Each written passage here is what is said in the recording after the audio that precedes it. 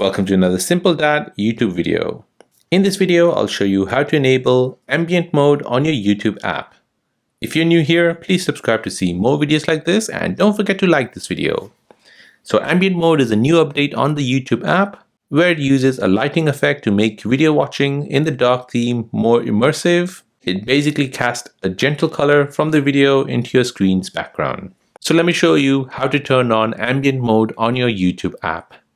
So before we begin, let's update the YouTube app to the latest version. So go to your App Store or your Google Play Store and update your YouTube app. So once that's updated, go ahead and open the app.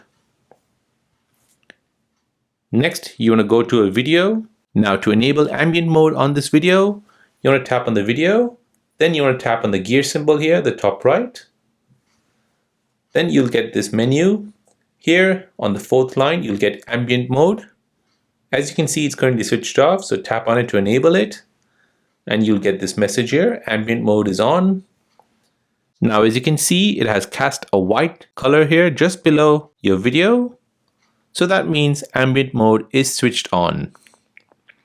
So whatever color you have around the edge, it will cast that color shadow onto your black background.